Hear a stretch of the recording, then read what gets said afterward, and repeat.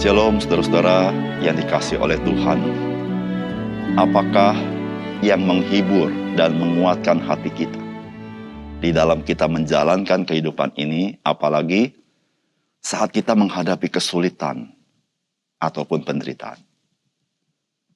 Bukankah firman Tuhan berkata, gadamu dan tongkatmu, itulah yang menghibur aku. Artinya, Tuhan, Engkau bekerja di dalam segala perkara yang aku hadapi dalam hidup ini.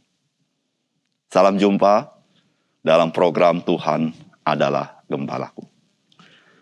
Saudara, Tuhan Yesus pernah mengatakan kalimat seperti ini. Bapakku bekerja sampai sekarang, maka aku pun bekerja juga. Saudara, hal inilah yang penting kita responi dengan percaya kepadanya, bahwa di dalam segala perkara yang kita alami dalam hidup ini, Tuhan itu bekerja dalam hidup kita. Saudara, ketika Tuhan Yesus mengatakan kalimat Bapakku bekerja sampai sekarang, maka aku pun bekerja juga. Maka orang-orang Yahudi tidak melihat secara kasat mata akan Bapa. Namun, saudara, kalimat ini keluar dari mulut Tuhan Yesus. Dia mengatakan, Bapakku bekerja sampai sekarang, maka aku pun bekerja juga. Saudara yang kasih dalam Tuhan, dengan perkataan Tuhan Yesus ini, maka hari ini kita tidak melihat dengan kasat mata akan Bapa di surga. Namun, Tuhan Yesus memastikan Bapa di surga bekerja sampai sekarang. Dan Yesus juga bekerja sampai hari ini. Mari kita membaca firman Tuhan dari Yohanes pasal 19 ayat 31 sampai 37. Karena hari itu hari persiapan dan supaya pada hari Sabat mayat-mayat itu tidak tinggal tergantung pada kayu salib. Sebab Sabat itu adalah hari yang besar. Maka datanglah orang-orang Yahudi kepada Pilatus dan meminta kepadanya supaya kaki orang-orang itu dipatahkan dan mayat-mayatnya diturunkan. Maka datanglah prajurit-prajurit lalu mematahkan kaki orang yang pertama dan kaki orang yang lain yang disalibkan bersama-sama dengan Yesus. Tetapi ketika mereka sampai kepada Yesus dan melihat bahwa ia telah mati, mereka tidak mematahkan kakinya.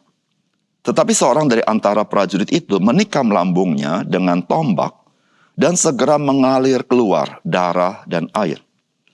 Dan orang melihat hal itu sendiri yang memberikan kesaksian ini. Dan kesaksiannya benar. Dan ia tahu bahwa ia mengatakan kebenaran, supaya kamu juga percaya. Sebab hal itu terjadi supaya genaplah yang tertulis dalam kitab suci. Tidak ada tulangnya yang akan dipatahkan. Dan ada pula nas yang mengatakan, mereka akan memandang kepada dia yang telah mereka tikam. Saudara yang dikasihi oleh Tuhan, peristiwa penyaliban Yesus Kristus itu terjadi pada hari Jumat. Tentunya itu adalah tanggalan daripada orang-orang Yahudi, bukan tanggalan internasional. Dan saudara yang kasih dalam Tuhan, Yesus mati itu kurang lebih jam 3 sore. Sedangkan jam 6 sore pada hari Jumat, bagi orang Yahudi itu sudah terjadi perpindahan hari. Sehingga jam 6 sore itu sudah masuk kepada hari Sabat. Dan saudara, pada hari Sabat, tidak boleh ada jasad atau mayat yang tergantung di atas kayu salib. Jikalau ada, semua itu harus diturunkan. Oleh karena itu, saudara, tidak heran orang-orang Yahudi datang kepada penguasa daripada Romawi agar orang-orang yang di atas kayu salib dipatahkan kakinya supaya lebih cepat meninggalnya. Karena mereka juga belum lama disalibkan, sehingga kemungkinan besar mereka belum meninggal. Saudara, apa yang menjadi pesan firman Tuhan bagi kita melalui peristiwa ini? Saudara, yang pertama, firman Tuhan ingin memberi pesan begini kepada kita. Ketika waktu Tuhan tiba, maka Ia akan menggenapi pekerjaannya. Saudara, firman Tuhan berkata begini, karena hari itu hari persiapan, dan supaya pada hari Sabat mayat-mayat itu tidak tinggal tergantung pada kayu salib. Sebab Sabat itu adalah hari yang besar. Maka datanglah orang-orang Yahudi kepada Pilatus dan meminta kepadanya, supaya kaki orang-orang itu dipatahkan dan mayat-mayatnya diturunkan. Maka datanglah prajurit-prajurit lalu mematahkan kaki orang pertama dan kaki orang yang lain yang disalibkan bersama-sama Yesus. Tetapi ketika mereka sampai kepada Yesus dan mereka melihat bahwa Ia telah mati, mereka tidak mematahkan kakinya. Ayat 35. Dan orang yang melihat hal itu sendiri yang memberikan kesaksian ini. Dan kesaksiannya benar dan ia tahu bahwa ia mengatakan kebenaran supaya kamu juga percaya. Sebab hal itu terjadi supaya genaplah yang tertulis dalam kitab suci. Tidak ada tulangnya yang akan dipatahkan. Dan ada pula nas yang mengatakan mereka akan memandang kepada Dia yang telah mereka tikam. Saudara, peristiwa ini peristiwa yang sangat krusial, bukan? Karena ada kebiasaan orang-orang Yahudi harus menurunkan orang-orang yang tergantung di atas kayu salib, supaya mereka tidak tergantung dan mati pada hari Sabat. Dan bayangkan saudara-saudara, Yesus Kristus digantung di atas kayu salib hari Jumat. Hari Jumat siang dia digantung di atas kayu salib. Jadi mempunyai kemungkinan bahwa Yesus Kristus pun belum mati. Dan mengapa saya katakan krusial? Karena orang-orang Yahudi datang kepada penguasa, kepada Pilatus, supaya yang tergantung di atas kayu salib dipatahkan kakinya supaya meninggal lebih cepat. Saudara yang kasih dalam Tuhan, jikalau Yesus Kristus pada saat prajurit datang ke sana dan Dia belum mati, saudara, Dia salah satu orang yang kakinya akan dipatahkan.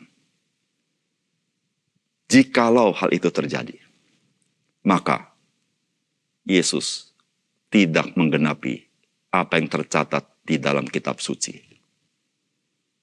Saudara, jikalau Yesus tidak memenuhi penggenapan daripada kitab suci, maka kemesiasannya diragukan atau tidak valid. Tapi saudara bayangkan, detik-detik yang sangat krusial itu terjadi. Dan orang-orang Yahudi pun tidak tahu apa yang mereka lakukan. Tetapi saudara, ketika waktunya tiba, Tuhan, Dia menggenapi pekerjaannya. Yang tidak seorang pun dapat menghalanginya.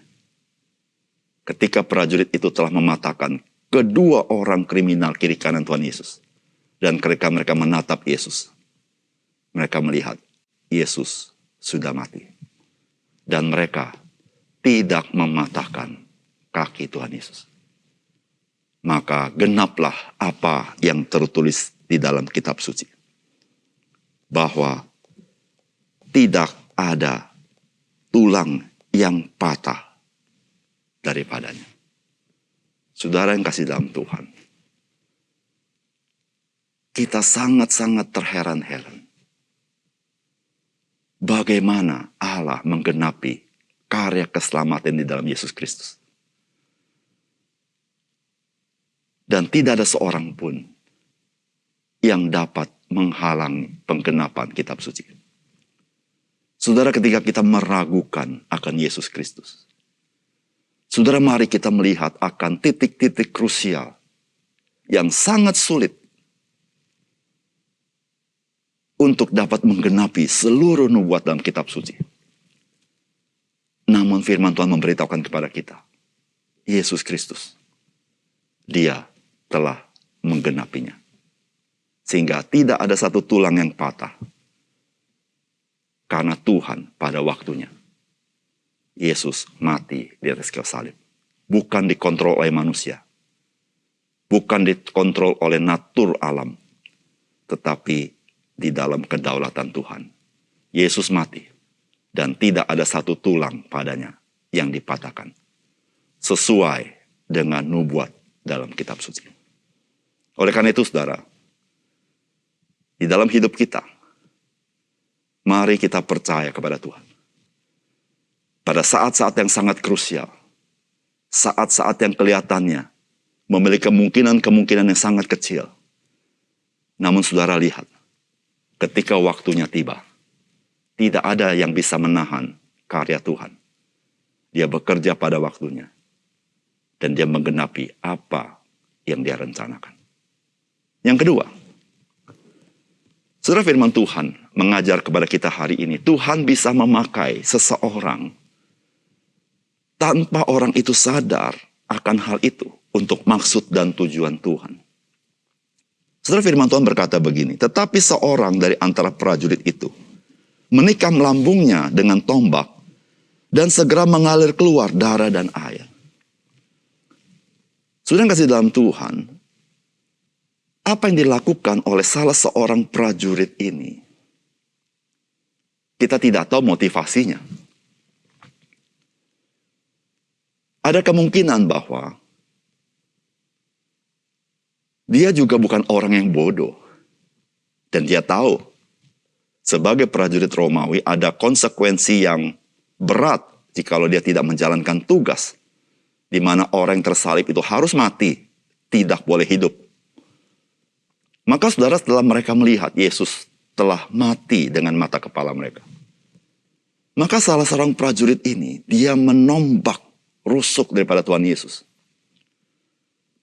Saudara, jikalau Tuhan Yesus belum mati, dia pasti mati. Karena lambungnya pecah, ditusuk oleh tombak itu. Namun yang menarik sekali adalah, ketika tombak itu menusuk lambung Tuhan Yesus, maka Alkitab mencatat, maka segeralah mengalir keluar darah dan air. Saudara, kalau kita meneliti kalimat ini, keluarnya bukan sedikit, tapi banyak. Dan di dalamnya ada darah dan air.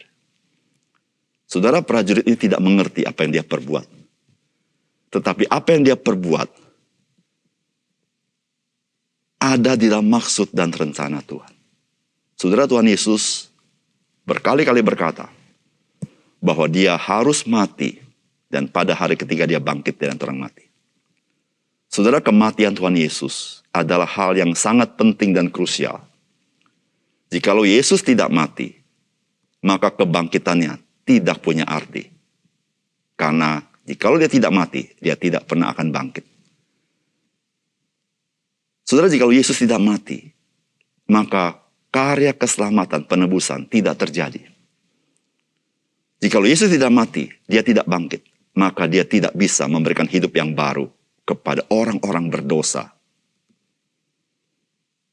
Tapi saudara, Allah di dalam karya agungnya ini, dia memastikan Mesias itu mati. Tahu dari mana, saudara? Yaitu, saudara, ketika rusuknya, lambungnya ditusuk oleh tombak dari prajurit. Dan darah dan air keluar dengan deras dari dalamnya. Saudara, dengan keluar darah dan air, secara medis memberitahukan, orang itu sudah mati. Saudara yang kasih dalam Tuhan, kita sangat terheran-heran bagaimana kisah sejarah di dalam tangan Tuhan. Tuhan yang mengontrol segala sesuatu. Bahkan prajurit itu tidak tahu. Dia sedang dipakai oleh Tuhan mengkonfirmasi bagi dunia. Mesias, dia sudah mati.